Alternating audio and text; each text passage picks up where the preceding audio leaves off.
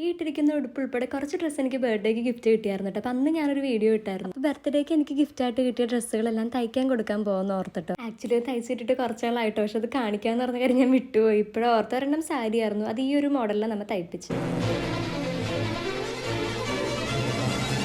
ഇതെനിക്ക് ചേച്ചി എടുത്തുന്ന മെറ്റീരിയലാണ്. ഇതുകൊണ്ട് ഞാൻ ഇങ്ങനത്തെ ഒരു മോഡലാണ് തയ്പ്പിച്ചത്. നമ്മുടെ അമർക്ക് ബ്രന്തോണിയിൽ നമിത പ്രമോദ ഡാൻസിലിടുന്ന ഒരു കോസ്റ്റ്യൂം ഉണ്ടല്ലോ, അതേപോലെ ആ ചേച്ചി അതുപോലെ തന്നെ തയ്ച്ചു തന്നിട്ടോ.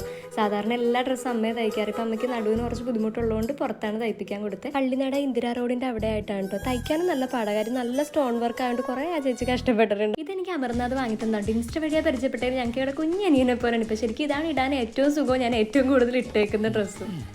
പിന്നെ ഇത് ഞാൻ എനിക്ക് തന്നെ കൊടുത്ത ബർത്ത്ഡേ ഗിഫ്റ്റാണ്. ഇൻസ്റ്റയിൽ ഒരു പേജിൽ നിന്ന് വാങ്ങിയതാണ്. ഇതിൻ്റെ ഒരു മോഡൽ ഞാൻ പറഞ്ഞ ചെസ്റ്റ് വരെ ലൈനിങ് വെച്ചിട്ട് താഴേക്ക് ലൈനിങ് ഇല്ലാത്തൊരു വെറൈറ്റി മോഡലൊക്കെ പരീക്ഷിക്കാൻ. അത് സംഭവം എനിക്ക് ഇഷ്ടപ്പെട്ടു. ഇത് എൻ്റെ ബർത്ത്ഡേ ജനുവരി 20 അറിഞ്ഞിട്ട് ഇപ്പോഴാണ് നമുക്ക് ഈ വീഡിയോ ഇടാൻ പറ്റും. ഈ ഡ്രസ്സായിട്ടുള്ള ഗിഫ്റ്റ് തന്നിട്ട് ഇത് അതല്ലാണ്ട് കുറേ ഗിഫ്റ്റ് എനിക്ക് കിട്ടിയായിരുന്നു.